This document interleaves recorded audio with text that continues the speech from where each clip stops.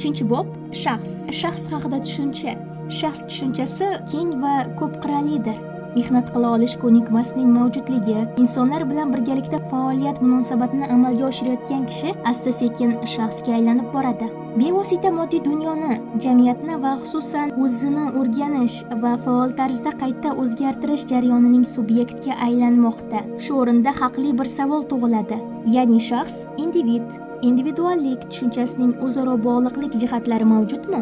Buning uchun mazkur tushunchalarning mazmunini tahlil qilish samarali hisoblanadi. Shuning uchun ham dastavval individ tushunchasining mazmuniga to'xtalish lozim. Ava Petrovskiy tahriri ostida chiqqan umumiy psixologiya darsligida individ tushunchasida kishining nasl-nasabi ham mujassamlashgandir. Yangi tug'ilgan chaqaloqni, katta yoshdagi odamni ham, mutafakkirni ham, aql zaif ovsarni ham, yovvoyilik bosqichidagi qabilalarning vakillarini ham, madaniyatli mamlakatda yashayotgan yuksak bilimli kishini ham individ deb hisoblash lozim. Individ tushunchasi professor G'oziyevning umumiy psixologiya darsligida tavsiflanishicha, individ lotincha ajralmas, alohida zot ma'nolarini anglatib, inson zotiga xoslik masalasini belgilab beradi.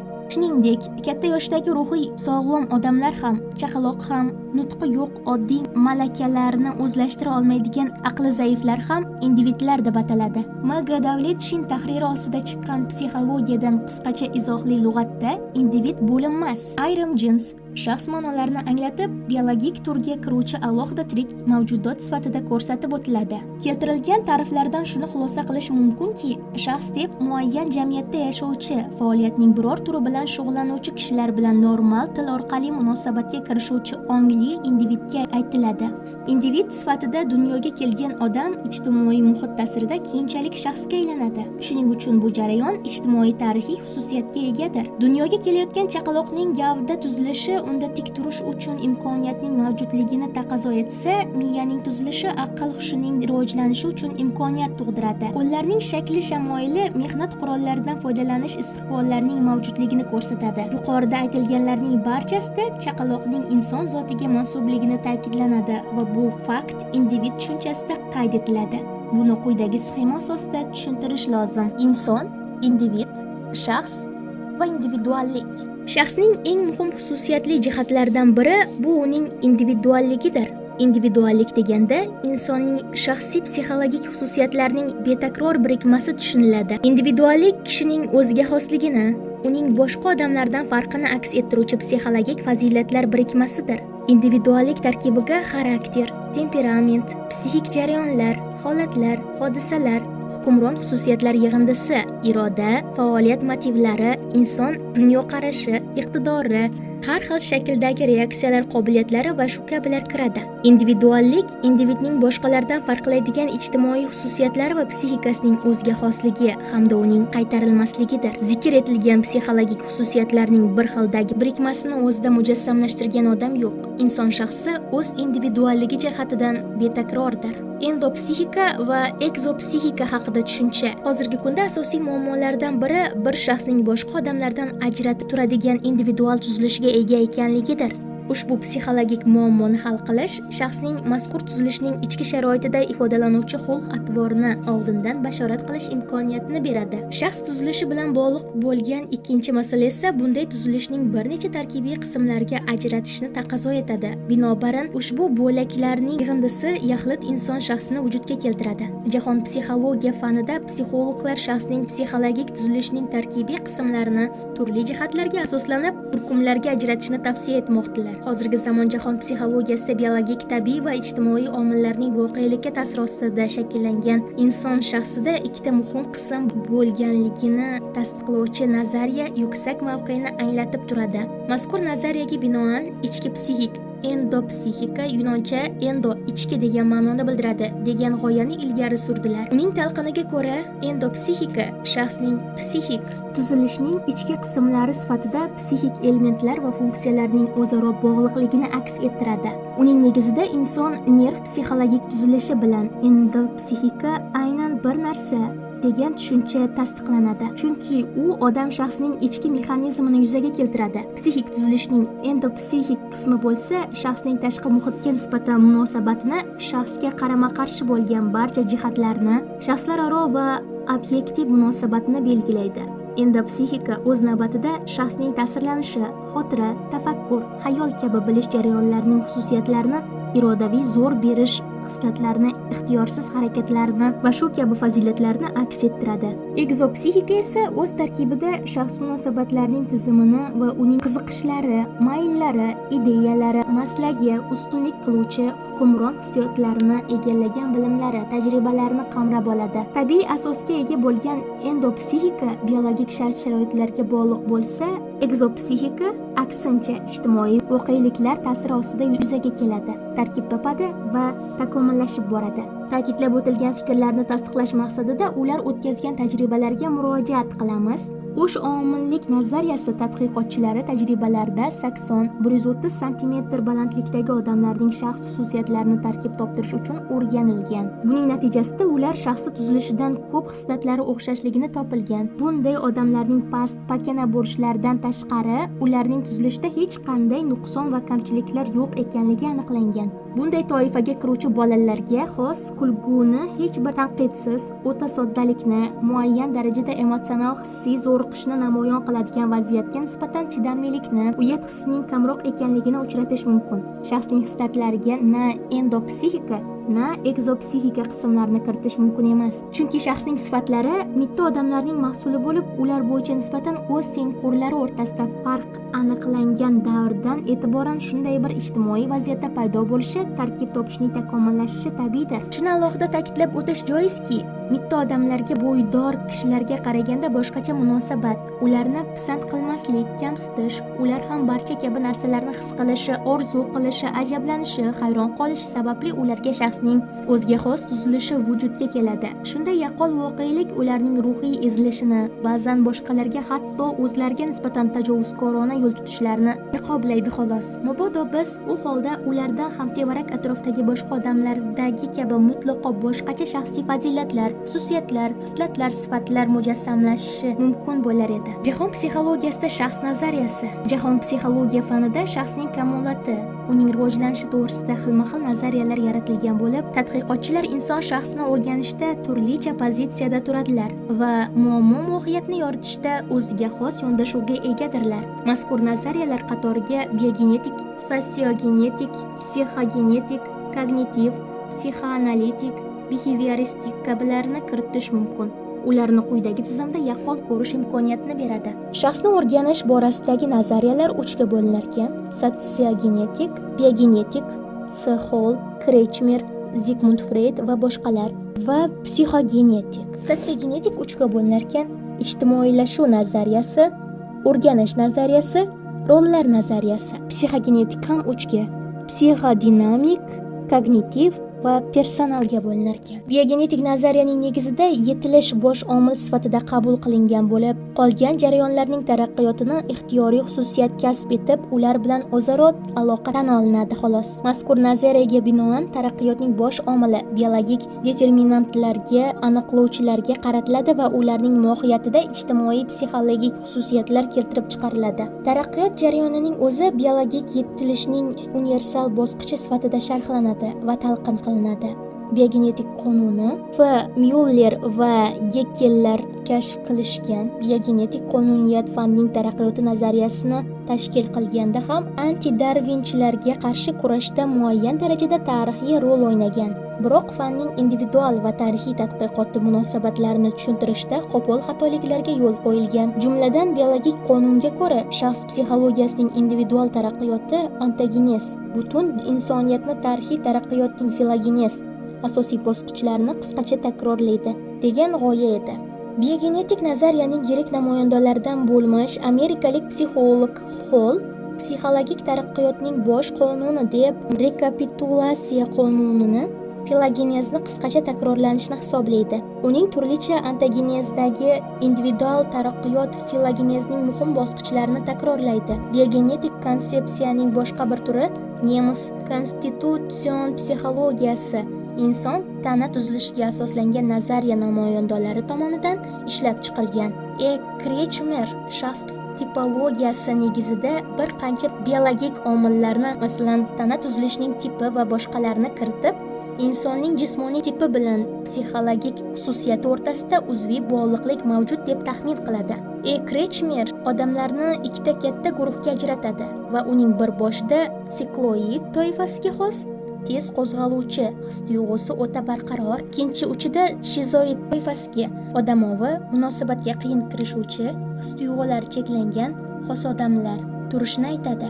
Taxminni u shaxs rivojlanish davriga ko'chirishga harakat qiladi. Natijada o'smirlarda sikloid xususiyatlari o'ta qo'zg'aluvchanlik, tajovuzkorlik, affektiv tabiatlilik, ilk o'spirinlarda esa shizoidlik xususiyatlari bo'ladi degan xulosa chiqaradi. Biogenetik nazariyaning namoyandalari amerikalik psixologlar A. Gezel, S. Hall taraqqiyotning biologik modeliga asoslanib ish ko'radilar va bu jarayondan muvozanat, integratsiya va yangilanish sikllari o'zaro o'rin almashinib turadi degan xulosaga keladilar. Psixologiya tarixida biologimizning eng yaqqol ko'rinishi Zigmund Freydni shaxsning barcha xatti-harakatlari, xulqi, ongsiz psixologik mayllar yoki instinktlar bilan shartlangan. Ayniqsa, birinchi navbatda u jinsiy maylga, libidoga bog'liqdir. Biologik nazariyaga qarama-qarshi bo'lgan nazariya sosiogenetik nazariya hisoblanadi. Sosiogenetik yondashuvga binoan shaxsda ro'y beradigan o'zgarishlar jamiyatning tuzilishi, ijtimoiylashish usullari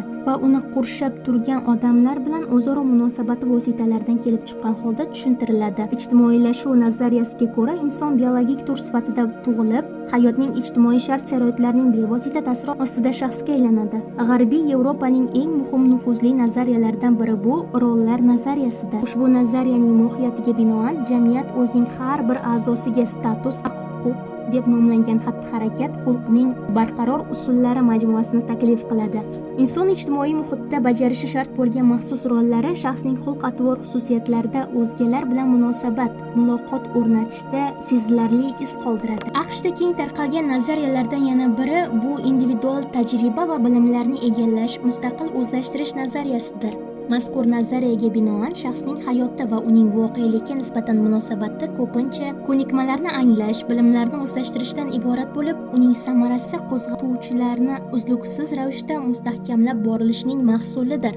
Bu nazariyaning tarafdorlari Thorndike va B. Skinnerlar hisoblanadi. K. Levin tomonidan tavsiya qilingan fazoviy zarurat maydoni nazariyasi psixologiya fani uchun o'z davrida muhim ahamiyat kasb etadi. K. Levinning nazariyasiga ko'ra, individning xulqi, xatti-harakati psixologik kuch vazifasini o'tovchi ishtiyoq, intilish, maqsadlar bilan boshqarilib turiladi va ular fazoviy zarurat maydonining ko'lami va tayanch nuqtasiga yo'naltirilgan bo'ladi. Psixologiyada psixogenetik yondashish ham mavjud bo'lib, u biogenetik, sotsiogenetik omillarning qiymatini kamsitmaydi, balki psixik jarayonlar taraqqiyotini birinchi darajali ahamiyatga ega deb hisoblaydi. Ushbu yondashuvni 3 ta mustaqil yo'nalishga ajratib tahlil qilish mumkin, chunki ularning har biri o'z mohiyati, mahsuli va jarayon sifatida kechishi bilan o'zaro tafovutlanadi. Psixologiyaning irratsional, aqliy bilish jarayonlaridan tashqari tarkibiy qismlari bo'lishi, emotsiya, mayl va shu kabilar yordamida shaxs xulqini tahlil qiluvchi nazariya psixodinamika deyiladi. Mazkur nazariyaning yirik namoyandalaridan biri amerikalik psixolog Eriksondir. U shaxs rivojini 8 ta davrga ajratadi va ularning har qaysisi o'ziga xos betakror xususiyatga ega ekanligini ta'kidlaydi. Kognitiv yo'nalishning asoschilari qatoriga J. Piaget, J. Kelly va boshqalarni kiritish mumkin. J. Piagetning intellekt nazariyasi ikkita muhim jihatga ajratilgan bo'lib, u intellekt funksiyalari va intellekt davri ta'limotini o'z ichiga qamrab oladi. Intellektning asosiy funksiyalari uyushqoqlik, tartiblilik va adaptatsiya, moslashish, ko'nikishdan iborat bo'lib, intellektning funksional invariantligi deb yuritiladi. Sobiq sovet psixologiyasida shaxsning rivojlanishi muammosi Vygotsky, Blonsky, Rubinstein, Leonetov, Ananyev, Bojavich singari yirik psixologlarning asarlarida o'z aksini topa boshlagan. Keyinchalik bu masala bilan shug'ullanuvchilar safi kengayib bordi. Xuddi shu boisdan shaxsning tuzilishi, ilmiy manbai, rivojlanishning o'ziga xosligi bo'yicha yondashuvda muayyan darajada tafovutga ega. Hozirgi davrda shaxsning rivojlanishi yuzasidan mulohaza yuritganda olimlarning ilmiy qarashlarini muayyan guruhga ajratish va undan so'ng ularning mohiyatini ochish maqsadga muvofiq Ontogenezda shaxs taraqqiyotini bir necha bosqichlarga ajratish va ularning har biriga alohida ilmiy psixologik ta'rif berish nuqtai nazaridan yondashishni quyidagi nazariya va yo'nalishlarni ko'rsatib berish mumkin. Jumladan, rivojlanishdagi inqirozga binoan Vigotskiy, motivatsion yondashish, Bojovich, faoliyatga ko'ra munosabat, Ilkonin, shaxsning ijtimoiylashuv xususiyatiga e'tiboran, Petrovskiy, shaxsning tutgan pozitsiyasini hisobga olish, Feldstein va hokazo. Shunday qilib, jahon va hamdo'stlik mamlakatlari psixologlari tomonidan bir qator puxta ilmiy metodologik asosga ega bo'lgan shaxsning rivojlanish nazariyalarini ishlab chiqilgan. Ularning aksariyati ontogenezda shaxsning shakllanishi qonuniyatlarini ochishga muayyan hissa bo'lib, xizmat qiladi, amaliy va nazariy muammolarni yechishda keng ko'lamda qo'llaniladi. Umumiy psixologiya fanida shaxsning shakllanishi va rivojlanishi qonuniyatlari hamda ularning mexanizmlari tadqiq etiladi. Bu borada psixologlar tomonidan shaxsga nisbatan turlicha ta'rif berilgan va uning tuzilishini o'ziga xos tarzda tasavvur qilishgan. Quyidagi mualliflar tomonidan keltirilgan ta'riflar tahlillarini keltirib o'tamiz. A.G. Kovalyovning fikricha, shaxs bu ijtimoiy munosabatlarning ham obyekti, ham subyektidir. A.N. Leonetov ushbu masalaga boshqacharoq yondashadi va unga shunday ta'rif beradi. Shaxs faoliyat subyektidir.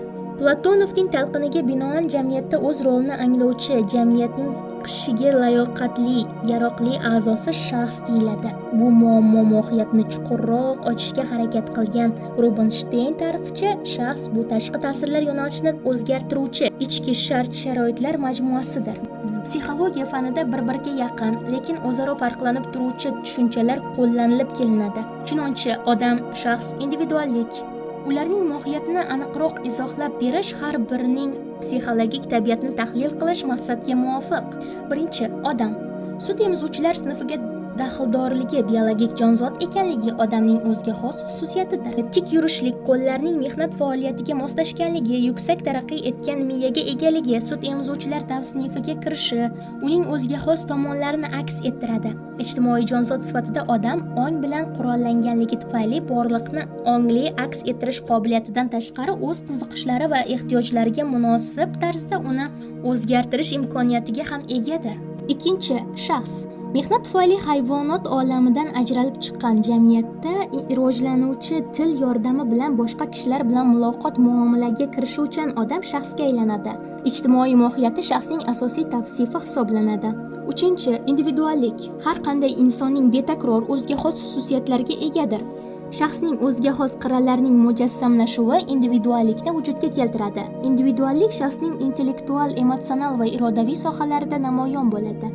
Sobiq sovet psixologiyasida shaxs tuzilishiga doir qator manbalar keltirilgan. Jumladan, Rubinstein bo'yicha shaxs tuzilishi quyidagi ko'rinishlarga ega. 1. Yo'nalganlik, ehtiyojlar, qiziqishlar, ideallar, e'tiqodlar, faoliyat va xulqning ustuvor motivlari haqida dunyoqarashlarda ifodalanadi. Ikkinchi, bilimlar, ko'nikmalar, malakalar, hayot va faoliyat jarayonida egallanadi. Uchinchi, individual tipologik xususiyatlar, temperament, xarakter, qobiliyatda aks etadi. Yo'nalganlik, ehtiyoj, qiziqish, ideal faoliyatdagi yetakchi motiv, xulq-atvor va dunyoqarash ishonchni yuzaga keltiradi. Bilim, ko'nikma va malaka esa bilish faoliyati va hayot jarayonida egallanadi. Individual psixologik xususiyatlar, qobiliyat, xarakter, temperament. Platonov ta'limotiga ko'ra shaxs tuzilishi quyidagicha shaklga ega. 1. Yo'nalganlik, o'z tuzilishi shaxsning axloqiy qiyofasi va munosabatlarini birlashtiradi. Unda harakatchanlik, barqarorlik, jadallik, ko'lami, hajmi darajalarini farqlash lozim. Ikkinchi, ijtimoiy tajriba o'z tuzilishi ta'lim natijasida shaxsiy tajribada egallagan bilimlar, ko'nikmalar, malakalar va odatlarni qamrab oladi. Uchinchi, psixologik aks ettirish shakllari o'z tuzilishi ijtimoiy turmush jarayonida shakllantiruvchi bilim jarayonining individual xususiyatlari. To'rtinchi, biologik shartlanganlik o'z tuzilishi miya morfologik va fiziologik xususiyatlarga muayyan darajada bog'liq bo'lgan patologik o'zgarishlarni, shaxsning yosh, jins xususiyatlarini va uning tipologik holatlarini birlashtiradi. A.G. Kovalyov talqiniga binoan shaxs quyidagi tuzilishlarga ega. Birinchisi, yo'nalganlik. Voqelikka nisbatan inson munosabatini aniqlaydi. Unga o'zaro ta'sir etuvchi har xil xususiyatlarni, g'oyaviy va amaliy ustanovkalar, qiziqishlar, ehtiyojlar kiradi. Ustuvor yo'nalganlik shaxsning barcha psixik faoliyatlarini belgilaydi. Ikkinchi, imkoniyatlar. Faoliyatning muvaffaqiyatli amalga oshishini ta'minlovchi tizim, o'zaro ta'sir etuvchi va o'zaro bog'liq bo'lgan turlicha qobiliyatlar.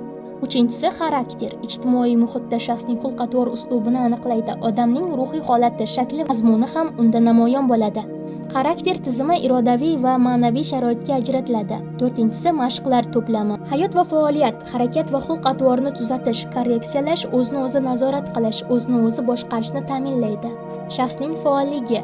Shaxs o'zining faoliyati tufayli tevarak atrofdagi olam bilan faol munosabatda bo'ladi. Shaxsning faolligi deganda odamning atrofdagi tashqi muhitga ko'rsatadigan ta'siri tushuniladi. Tashqi muhit bilan faqat odamlar emas, hayvonlar ham o'zaro munosabatda bo'ladilar. Lekin hayvonlar tashqi muhitga moslashib yashaydilar. Odamlar esa tashqi muhitga moslashibgina qolmasdan, uni o'zgartirishga ham qodirdirlar. Shaxsning faolligi uning turli qiziqishlarida, ehtiyojlarida namoyon bo'ladi. 20-asr boshlarida avstraliyalik psixolog Sigmund Freud shaxs faolligini quyidagicha tushuntiradi. Odam o'zining avlodlaridan nasliy yo'l bilan o'tgan instinktiv mayllarning namoyon bo'lishi tufayli faoldir. Instinktiv mayllar asosan jinsiy instinktlar shaklida namoyon bo'ladi. Sigmund Freud shaxsning faolligini jinsiy mayllar bilan bog'laydi.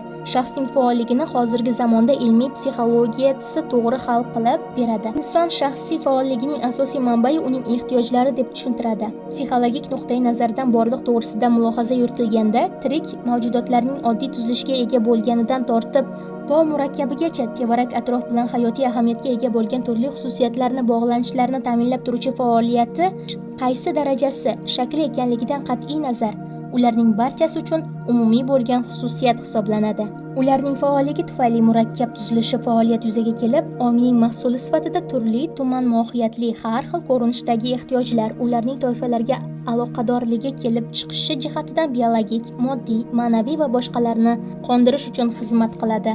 Shu o'rinda Maslowning ehtiyojlari piramidasini keltirib o'tish zarur. Psixologik manbalarga asoslanib fikr yuritishda ehtiyoj jonli mavjudotning tobe ekanligini ifoda etuvchi va mazkur shart-sharoitlarga nisbatan faolligini namoyon qiluvchi holat tariqasida ifodalanadi. Inson faolligi boshqa mavjudotlardan ham mohiyat, ham shakli jihatdan tafovutga ega bo'lib, yuzaga kelgan ehtiyojning turli vaziyatlarda qondirilishida o'z ifodasini topadi. Jumladan, mavjudotlar va hayvonlar o'zlarining tanasi va uning a'zolari tuzilishiga instinktning turli tumanligiga binoan o'z o'ljasini tutib olishga nisbatan intilishni vujudga keltiruvchi tabiiy imkoniyati, uning oldindan payqash, sezgirlik orqali zudlik bilan faol harakat qiladi. Hayvonlar ehtiyojining qondirilish jarayoni qanchalik maqsadga muvofiq ravishda kechgan bo'lsa, bu esa o'z navbatida ularning qurshab olgan yashash muhitiga egalik bilan moslashuvini ta'minlaydi. Masalan, asallar xatti-harakatlarning tug'ma, irsiy dasturiga, uning gullarga qo'nib, nektar yig'ish ehtiyojlari bilan cheklanib qolmasdan, balki bu ehtiyojlarni qondirish obyektlari, gullarning navlari, ularning uzoq va yaqinligi, qaysi tomonda joylashganligi, mulkdorligi kabilar va hokazolar aks etadi. Shu boisdan mavjudotlarning ehtiyojlarida ularning faolligi omili sifatida tabiiy alomatlar, instinktlar, shartsiz reflekslar va hokazolar bevosita qatnashadi. Odamning ehtiyoji unga ta'lim va tarbiya berish jarayonida shakllanadi, ya'ni insoniyat tomonidan yaratilgan ijtimoiy tajriba, ko'nikma, malaka, odat, ma'naviyat, qadriyatlar bilan yaqindan tanishishi, ularni o'zlashtirish orqali amalga oshiriladi. Tabiat tomonidan vujudga keltirilgan qism, narsa, buyum inson uchun biologik ehtiyojni qondiruvchi va o'lja ma'nosini va ahamiyatni yo'qotadi. Odam boshqa mavjudotlardan farqli o'laroq ijtimoiy tarixiy taraqqiyot davrining asosiy xususiyatlariga xizmat qiluvchi muayyan buyumni zarurat talabiga binoan tubdan qayta o'zlashtirishga, takomillashtirishga qodir ongli zotdir. Xuddi shu boisdan odamning o'z ehtiyojlarini qondirish jarayoni ijtimoiy tarixiy taraqqiyot darajasi bilan o'lchanadigan faoliyat shakli va turini egallashning faol muayyan maqsadga yo'naltirilganligi, ma'lum rejaga asoslangan ijodiy ko'rinishi sifatida alohida ahamiyat kasb etadi. Insondagi tor ma'nodagi ehtiyojlar uning shaxsiy talablarini qondirish bilan cheklanib qolmasdan, balki hamkorlik faoliyatida yuzaga keluvchi jamoaviy ehtiyojlar yakkaxonligiga oid xususiyat kasb etadi. Aytaylik, ma'ruza o'qishga taklif qilingan mashg'ulotga o'qituvchining puxta tayyorgarligi o'z predmetining o'ta fidoyisi ekanligi uchun emas, balki jamoa nufuziga dog' tushirmaslik mas'uliyati, ijtimoiy burch hissiga nisbatan ehtiyoj sezganligi tufayli amalga oshadi.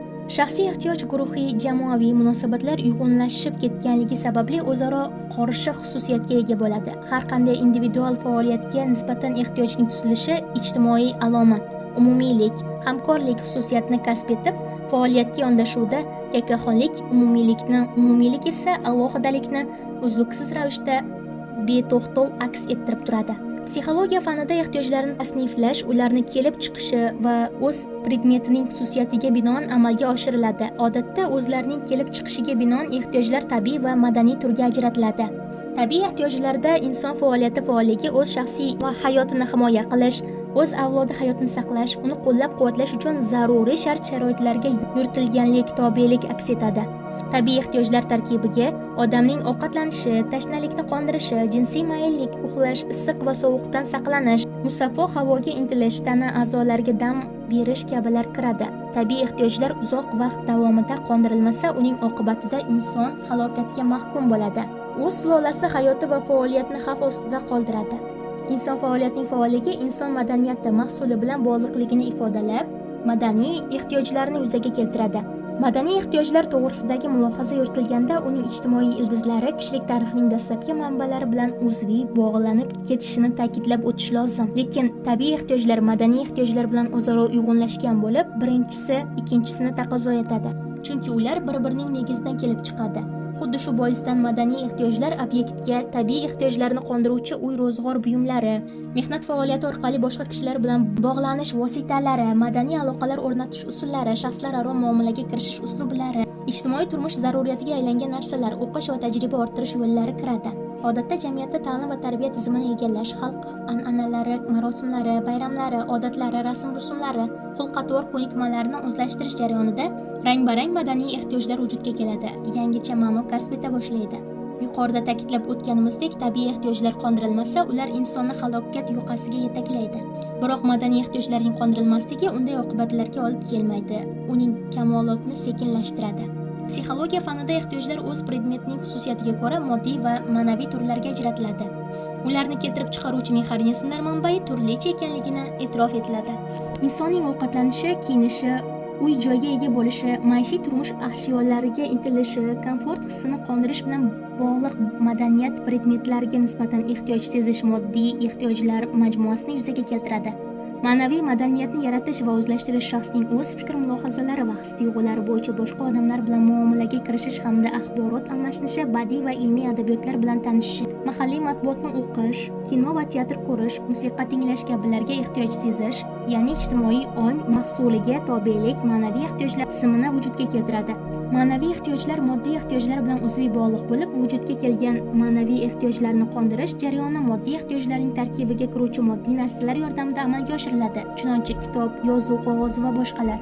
Ma'naviy madaniyatni yaratish va o'zlashtirish shaxsning o'z fikr-mulohazalari, his-tuyg'ulari bo'yicha boshqa odamlar bilan muomalaga kirishishi hamda axborot almashinishi, badiiy va ilmiy adabiyotlar bilan tanishishi, mahalliy matbuotni o'qish, kino va teatr ko'rish, musiqa tinglash kabilarga ehtiyoj sezish, ya'ni ijtimoiy ong mahsuliga tobelik ma'naviy ehtiyojlar tizimini vujudga keltiradi. Ma'naviy ehtiyojlar moddiy ehtiyojlar bilan uzviy bog'liq bo'lib, vujudga kelgan ma'naviy ehtiyojlarni qondirish jarayoni moddiy ehtiyojlarning tarkibiga kiruvchi moddiy narsalar yordamida amalga oshiriladi. Chunonchi kitob, yozuv qog'ozi va boshqalar. Ehtiyojlarning turlari haqida fikr bildirganda, ya'ni shu narsaga e'tibor berish kerakki, kelib chiqishiga binoan tabiiy turga taalluqli ehtiyoj o'z predmetiga ko'ra moddiy guruhga xuddi shu mezonlar bo'yicha bir davning o'zida madaniy ehtiyojning moddiy yoki ma'naviy ehtiyoj turkumiga kirishi mumkin. Shu tariqa ehtiyojning kelib chiqishi va predmeti xususiyati bo'yicha ikki mezonga asoslanib muayyan guruhga ajratiladi.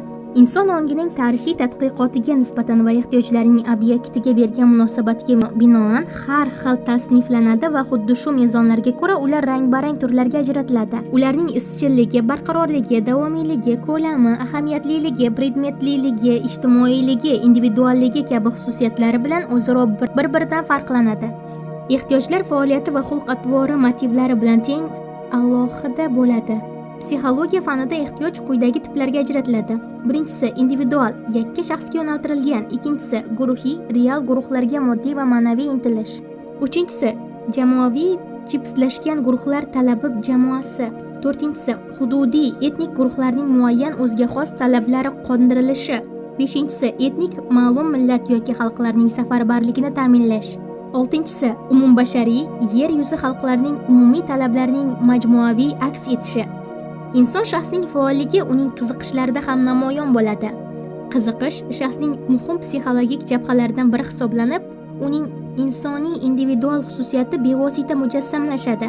Qiziqish insonning dunyoqarashi, e'tiqodlari, ideyalari, ya'ni uning oliy maqsadlari, orzu-niyatlari, orzu-umidlari bilan bevosita muhim rol o'ynaydi hamda ularning muvaffaqiyatli kechishini ta'minlash uchun xizmat qiladi. Qiziqishlarning klassifikatsiyasi va ularning mazmuni quyidagi jadvalda ifodalanadi.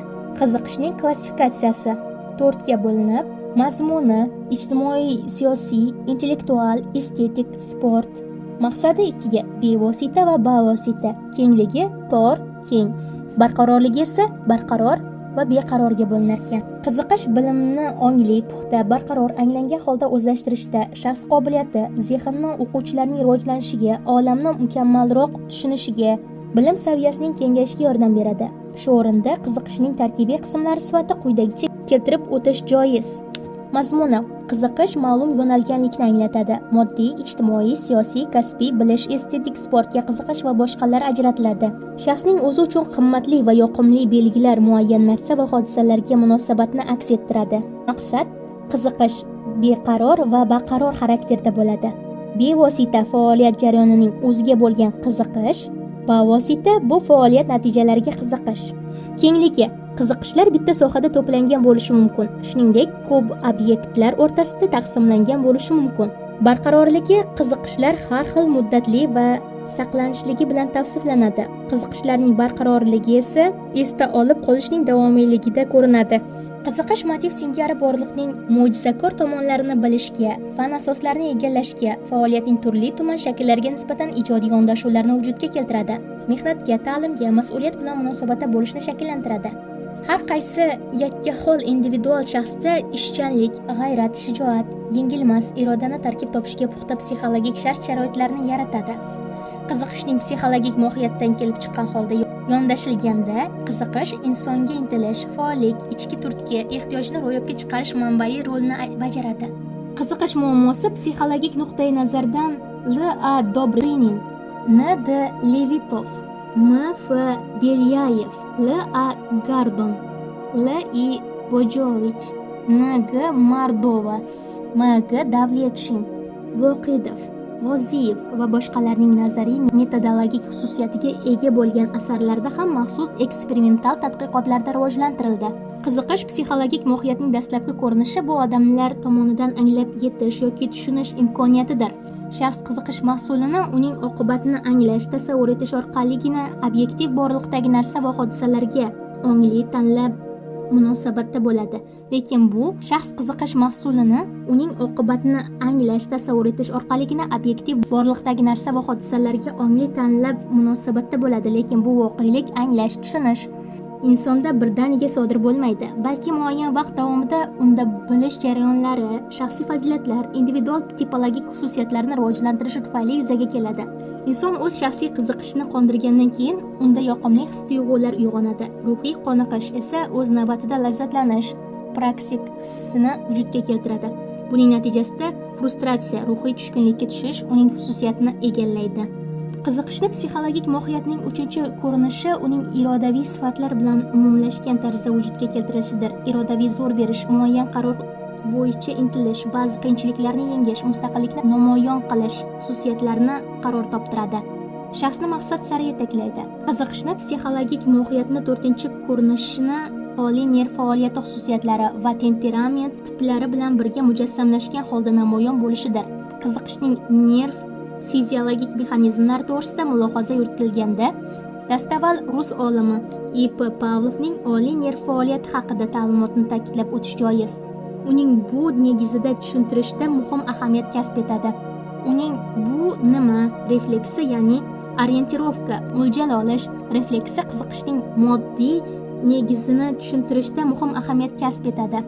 I.P. Pavlov va uning shogirdlaridan keyin Anoxin, Bernstein, Teplov, Merlin, Nebilsin va boshqalar insondagi qiziqishning nerv fiziologik mexanizmlarini bosh miya katta yarim sharlari po'stlog'ida orientirovka refleksi negizida murakkab, muvaqqat bog'lanishning vujudga kelishidir degan tarzda talqin qiladilar. Qiziqishning moddiy asoslari o'zaro induksiya qonuni, po'stlog'idagi optimal qo'zg'alish o'chog'i va dinamik stereotiplar. Pavlov tomonidan Pavlov dominanta, Uxtumskiy orientir murakkab psixofiziologik hodisa ekani Sokolov va boshqalar bo'lib hisoblanadi. Psixologiyada qiziqishni mana bunday tiplarga ajratish mumkin. Mazmuniga ko'ra shaxsiy va ijtimoiy, maqsadiga binoan bevosita va bilvosita, ko'lamga qaraganda keng va tor. Qiziqishlar darajasi bo'yicha barqaror va beqaror va boshqalar. Qiziqishning mazmun jihatidan o'zaro tafovutlanishi quyidagilardan mujassamlashadi. Bilish ehtiyojlarining obyektlari qaysilar? Bilimning mazkur faoliyat maqsadi bilan mutanosiblig'i, shaxsning yashayotgan muhitga nisbatan munosabati kabilar. Qiziqishning maqsad jihatidan farqi bevosita va bilvosita namoyon bo'ladigan qiziqishlarning voqelik, jismlar va hodisalarning emotsional jozibaliligi, his-tuyg'ularga ega bo'lishligi, tashqi ta'sirlarga beriluvchanligi tufayli vujudga keladi. Bevosita qiziqishlar o'rganilayotgan narsalarning ma'nosi bilan uning shaxsiy faoliyati uchun ahamiyat mos tushgan taqdirda paydo bo'lishi mumkin.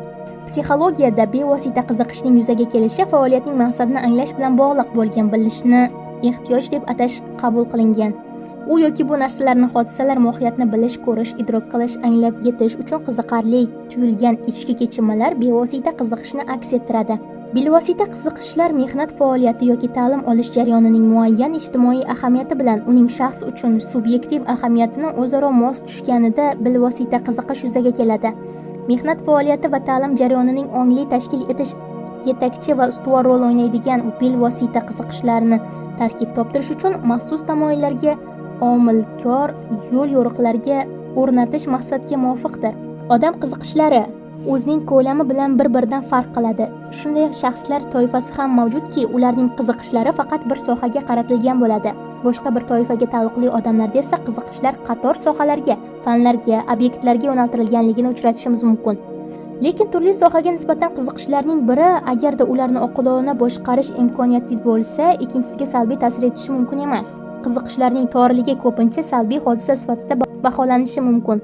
Lekin ayni chog'da ularning kengligi ham nuqson tariqasida tahlil qilinsa bo'ladi. Biroq shaxsning barkamol shaxs bo'lib, kamol topishi qiziqishlar ko'lamining tor emas, balki keng miqyosda bo'lishini taqozo etadi.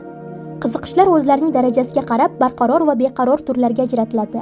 Barqaror qiziqishga ega bo'lgan shaxs uzoq vaqt davomida yoqtirgan predmetlarga, obyektlarga, hodisalarga nisbatan o'z maylini hech o'zgarishlarsiz saqlab tura oladi. Shu boisdan inson ehtiyojlarini o'zida mujassamlashtiruvchi, shaxsning ruhiy fazilatlariga aylana boshlagan qiziqishlar barqaror qiziqishlar deyiladi. Inson shaxsi xulq-atvorining o'z motivlari bo'ladi. Motiv ma'lum bir ehtiyojlarni qondirish bilan bog'liq bo'lgan qandaydir faoliyatga moyillikdir. Agar ehtiyojlar inson shaxsi faoliyatining mohiyatini tashkil etsa, motivlar bu mohiyatning namoyon bo'lishidan iboratdir. Shaxsning ehtiyojlari motivlar bilan bog'liqdir. Shuning uchun motivlar bir-biridan ehtiyoj turlariga qarab farqlanadi.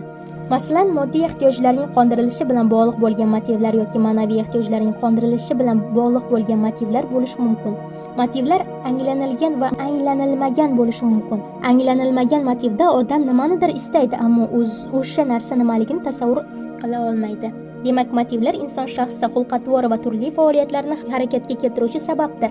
Xatti-harakatlarning muhim motivi e'tiqoddir. E'tiqod shaxsning o'z qarashlari, tamoyillari, dunyoqarashiga mos ravishda harakat qilishga undovchi anglanilgan ehtiyojlar tizimidir. Tilaklar ham xatti-harakatlar motivlari bo'lib, bu motivlarda mazkur vaziyatda bevosita bo'lmagan yashash va taraqqiy etish sharoitlarida ehtiyojlar o'z ifodasini topadi.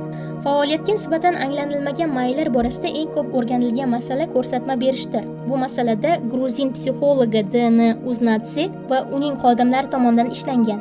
Ko'rsatma berish deganda bilish faoliyati bilan bog'liq bo'lgan ehtiyojlarni ma'lum usulda qondirishga tayyor turish tushuniladi. Talabalar o'qituvchilar beradigan topshiriqlarni bajarishga doim tayyor turadilar. Shaxsning malaka va odatlari. Har bir odam bilim bilan birga malaka va odatlarni egallaydi. Malakalar bir necha xil bo'ladi: yozish, o'qish, yurish, musiqa chalish, sport va hokazo. Maqsadni ko'zlab bir nima bajarish malakaga bog'liqdir. Malaka deb avval ongli bajarilib, keyinchalik avtomatlashgan xatti-harakatlarga aytiladi. Istalgan malakani qayta-qayta takrorlash natijasida hosil qilish mumkin. Malakalar sodda va murakkab bo'lishi mumkin. Masalan, mashina haydash, musiqa chalish, kasb egallash murakkab malaka. Mix qoqish, o'tin aralash sodda malaka hisoblanadi. Malakalarni mashq qilish natijasida egallanadi. Shaxsda malakadan tashqari odatlar ham bo'ladi. Odat kishi qalbiga o'rnashib, uning ehtiyojiga aylanib qolgan harakatdir. Masalan, ertalab turib, yuvinish, ovqatlanish, ozoda yurish kabilar odatlar ijobiy va salbiy bo'ladi. Salbiy odatda yolg'on gapirish, ichish, chekish kabilar kiradi. Malaka va odatlarning nerv fiziologik asoslarini shartli refleksning hosil bo'lish mexanizmi tashkil qiladi. Bu shartli refleks oddiy emas, balki dinamik stereotip tarzidagi, ya'ni takrorlash natijasida mustahkamlangan shartli reflekslar majmuasidan iborat. Masalan, bolalar bog'chasida o'rganguncha qiynaladi, chunki undagi sharoitga ular dinamik stereotip hosil bo'ladi. Yangi hosil qilinadigan malakalar ilgari hosil qilingan malakalarga bog'liq bo'ladi. Ilgari malakalar yangisiga ijobiy ta'sir qilsa, malakalarning kuchayishi kuzatiladi. Masalan, chet tillardan birortasini o'rgangan odam boshqa bir chet tilini o'rganishda qiynalmaydi. Agar ilgarigi malaka yangisidan hosil qilishga salbiy ta'sir qilsa, malakalar interferensiyasi deyiladi. Masalan, bir sohada ishlagan odam butunlay boshqa sohaga o'tsa qiynaladi. Shaxs shug'ullanayotgan ishi bilan uzoq vaqt shug'ullanmasa, malakalar so'nishi hodisasi kuzatiladi. Bu malakaning deavtomatizatsiyasi deyiladi. Malakalarning hosil bo'lish negizi va mustahkamlanishi odamning yoshiga bog'liq. Masalan, tilga 4-5 yoshdan tez o'rganiladi. Hunar egallash 12-13 yoshda tez o'rganiladi. Malakalarning mustahkamligi qiziqishlarga Hunar egallash 12-13 yoshda tez o'rganiladi. Malakaning mustahkamligi qiziqishlarga, shaxsning individual xususiyatlariga bog'liq, asab tizimiga bog'liq bo'ladi. Masalan, xoleriklarda malaka tez, melanxoliklarda sekin hosil bo'ladi. Demak, malakalar shaxsning tarkibi tuzilishiga katta ta'sir ko'rsatadi. Shaxsning individualligi uning ijtimoiy munosabatlarida belgilanadi. Bu borada quyidagi fikrlarni keltirib o'tish joiz. Atoqli psixolog Platonov shaxsni konkret odam yoki dunyoni yaratuvchi subyektdir degan. Bajovich esa odam o'zini anglash jarayonida yaxlitlikni idrok qiladi, unda men degan tushuncha paydo bo'ladi deb ta'kidlaydilar. Leonetovning Faoliyat, ong, shaxs degan kitobida shaxs haqida ajoyib fikrlar mavjud.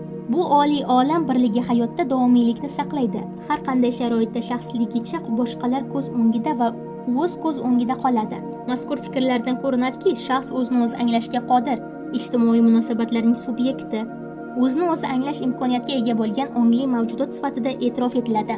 Shu bois insonlar jamoasi ijtimoiy tarixiy jarayonlarning ta'sirida kamolga yetadi. Shaxs psixologik tuzilishi modellari tahlili. Shaxsning tuzilishi to'g'risidagi muammo o'zining tadqiqot doirasi predmetlaridan tashqariga chiqadi. Shaxs tuzilishiga oid ilmiy tasavvurlarning yaratilishi, ishlab chiqilishi, yaxlit nazariyalarning zaruriy shart hisoblanib, insonning ijtimoiy mohiyati qirralarini ochish imkoniyatiga egadir. Xuddi shu boisdan psixologiya hamda uni talqin qilish yuzasiga falsafa, pedagogika, tibbiyot singari fanlarning namoyandalari tomonidan turlicha fikrlar bildirayotganligini keltirib chiqarilayotganligi bunga yaqqol misoldir. Psixologiya fanida shaxsga strukturaviy yondashish bo'yicha eng salmoqli ilmiy izlanishlar amalga oshirilayotganligi qonuniy holat bo'lib, shaxs tuzilishining xilma-xil modeli yaratilganligi fikrimizning yorqin dalilidir. B.G. Ananevning fikricha, psixologik hodisalarni aql, intellekt, hissiyot, emotsiya va irodadagi ajratish jarayonini inson psixologiyasida strukturaviy yondashish tajribasining dastlabki ko'rinishi bo'lib, uning taqchilligini ko'pgina psixologlar tomonidan tan olingan. Vygotskyning mulohazasiga ko'ra, inson psixik funksiyasini yuksak madaniy hamda quyi tabiiy turlarga ajratish mumkin, chunki ularning negizida ta'lim bilan insonning oliy nerv faoliyatida birinchi va ikkinchi signallar tizimi o'zaro ta'sirlarning ifodalanishi yotadi. Shaxs tuzilishining modelini ishlab chiqishdagi muhim qiyinchiliklarning eng asosiy sababi har xil nuqtai nazardan mavjudligida namoyon bo'ladi. Ular shaxsning tuzilishiga ko'ra substansional va ideal, irsiy va psixologik tomonlarga ega bo'lib, u Banshikov tadqiqotlarida asoslanadi. Mulohazadan ko'rinib turibdiki, bunda shaxsning substansion tomonini irsiy, kundalik faoliyatda egallangan somatik jabhalar bilan taqqoslanganda mustaqil strukturaviy tarkib jihatida alohida reallikka ega emas. Bunday tahlil individual voqelik ustida gap borayotganligini bildiradi. A.G. Kovalyevning fikricha, temperament tabiiy xususiyatlarining muhimligini bildirib keladi. B.D. Pariginning fikricha, shaxsning statik tuzilishiga quyidagilar kiradi: umuminsoniy psixologik xususiyatlar, milliy, kasbiy, iqtisodiy, siyosiy, sinfiy, birlikka aloqador ijtimoiy o'ziga xos xususiyatlar. Shaxsning individual betakror xususiyatlari. Chet el psixologlarining shaxs tuzilishi mohiyatini ochib berishga qaratilgan ko'pgina yondashuvlari ham yuksak ko'rsatkichlarga erishmaganligi tufayli bu masalani yoritish uchun keskin o'zgarish kiritolmadi. Olimlarning shaxsiy psixologik mohiyatni tushunchalar tuzish yordami bilan kasb boshlashni ijobiy izlanish tarzida o'ziga tortadi, lekin unda shaxs kundalik turmushimizda biz bilgan shaxsning aynan timsolidir deb ta'riflanadi. AQSh psixologi G. Allportning fikricha, shaxs ichki tizim, dinamik qurilma, men qandaydir metapsixologik men o'zida oldindan maqsad va dispozitsiyani va aks ettiruvchi inson tafakkuri va xulq-atvorida mutanosib ravishda qaror toptiruvchi jonzotdir. Xuddi shu boisdan shaxsning sinfiy, tarixiy jihatdan yaqqol baholanishi ochilmay qoladi. Ijtimoiy tahlilni o'rnini psixologik talqin egallaydi. Psixologlardan T. Parsons, G. Mead va boshqalar shaxsning rolli tuzilishi nomli konsepsiyani ishlab chiqib, odamlarning yaxlit subyektiv dunyosini, uning psixologik qiyofasini diqqat markazidan, idrok maydonidan chetda qoldiradilar. Keyingi yillarda chet el psixologiyasida olimlar tadqiqotini shaxs modelining psixologik omillari tortmoqda. Ularning asosiy variantlari G. Eysenck, R. Kettel konsepsiyalari bilan bevosita bog'liqdir. Mazkur konsepsiyalar ko'p yoki oz miqdordagi omillar, Eysenckda ular 2-3 ta, Kettelda esa 20 dan ziyodga asoslangan bo'lib, ular muayyan darajada umumlashgan individuallikni yoki shaxs qiyofasini ifodalovchi psixologik xususiyatlarni aks ettiruvchi ruhiy tizimni qayd qilishga asoslanadi. Ammo tub ma'nodagi shaxsning psixologik konsepsiyasi ham individuallik qiyofasini haqiqiy ijtimoiy psixologik mohiyatni ochish imkoniyatiga ega emas, chunki xususiyatlarning qonuniy ravishdagi o'zaro aloqalari tavsiflanmay qolgan. Platonov tomonidan ilgari surilgan shaxsning dinamik funksional tuzilishi katta qiziqish uyg'otdi. Olim shaxs xususiyatlarining barcha boyliklarini qamrab oluvchi modelni yaratishga intiladi. Shaxs xususiyatlari qiyofasi uning tuzilishi elementlari bo'lib, xossalari hisoblanadi. Platonov shaxs tuzilishini turli tomonlarga aloqador 4 tuzilmaga ajratadi. Birinchisi, shaxsning axloqiy munosabatga yo'nalganligini birlashtirish, ijtimoiy shartlangan ost tuzilish. Bu ost tuzilishga aloqador shaxsning hislatlari tabiiy mayllariga bevosita bog'liq bo'lmay, tarbiyaviy yo'l bilan shakllantiriladi. Ikkinchi, tajriba ost tuzilishi. Unga ta'limiy yo'l bilan egallangan bilimlar, malakalar, ko'nikmalar, odatlar kiradi. Ammo bu narsa shaxs qiyofasining biologik shartlangan ta'siri ostida kechadi. Ushbu ost tuzilish orqali shaxs insoniyatning tarixiy tajribasi bilan bog'liq bo'ladi. Uchinchisi, shaxsning individual xususiyatlari bilan shartlangan ba'zi psixik jarayonlar kiritiladi. Bunda biologik shartlangan xususiyatlarning ta'siri aniqroq ko'zga tashlanadi. To'rtinchisi, biologik shartlangan ost tuzilish bo'lib, biopsixik xususiyatlarni fazilatlar, temperament, jinsiy va yosh xususiyatlar, shuningdek insonning patologik o'zgarish birlashtiradi. Bu ost tuzilish maqsad orqali shakllantiriladi. Pavlov shaxsning tomonlari va uning ost tuzilishi tushunchalarini sinonim sifatida qo'llanganligini quyidagicha izohlab beradi. Shaxsning moddiy jabhalari emas, balki funksional tomonlarining o'zaro ta'siri to'g'risida to'xtalish muhimdir. V.S. Merlin ham shaxsning tuzilishini masalasiga alohida ahamiyat bergan. Uning fikricha, shaxsning qismlarga ajratib talqin qilinmaydigan jabha va uning xislatlaridir. Ularning har bir muayyan yo'nalganlik mohiyatini mujassamlashtirgan bo'lib, shaxsning munosabatini aks ettiradi. Shaxs tuzilishi deganda Merlin bo'yicha insonning o'z-o'ziga, o'zgalarga, mehnatga yoki bu munosabatlarni o'zida birlashtiruvchi shaxs xususiyatlarining tashkiliy aloqadorligini anglatuvchi simptokompleksni tushuniladi. Tadqiqotchi Reinvaldning fikricha, shaxsning tuzilishi va uning har bir qiyofasi timsoli 3 mezon asosida tahlil qilinishi lozim. Birinchi mezon orientirovka darajasi va anglanganlik xususiyati. Ikkinchi mezon u yoki bu ehtiyojlar holatlarini harakatlanishning xususiyatlari hamda tashkiliyligi. Uchinchi mezon insonning emotsional irodaviy bilishga oid sinflarni namoyon bo'lishining jadalligi, jiddiyligi va zo'riqishi va boshqalar. Reinvaldning izohlashicha, faollikning regulyatsiyasida psixik funksional umumlashgan guruhlashtirish 3 o'lchovli mezonli tasnifni aql, intellekt, hissiyot, emotsiya va iroda mohiyati zimmasiga tushishi shaxs tuzilishini temperament, xarakter va qobiliyatlarga, ikkinchi tomondan esa ekstraversiya, introversiya omillariga ajratishga barham beradi. N.I. Reinvaldning ushbu yondashuvi A.R. Luryani miya faoliyatining 3 blokli rolli tasnifiga bevosita mos tushadi. Chunonchi aql, intellekt ko'p holatlarda informatsion blok orqali amalga oshadi. Iroda tashkiliylik, programmalashtirish bloki bilan bog'liq. Xilma-xil emotsional holatlar, hissiyot yuzaga kelishining negizida energetik blok yotadi. Aql, hissiyot, iroda va ularning ro'yobga chiqaruvchi miyaning bloklari harakatlantiruvchilari emas, balki o'zaro uzviy bog'liq bo'lgan insonning atrof muhitga nisbatan munosabatlarining uch tomonini anglatadi. Keltirilgan fikr mulohazalaridan shuni xulosa qilish mumkinki, shaxsning tuzilishi tarkibi uning o'ziga xos individual xususiyatlari bilan belgilansa, ayrim olimlar tomonidan tashqi obyekt omillari asosida yuzaga kelishini ko'rsatib o'tilgan.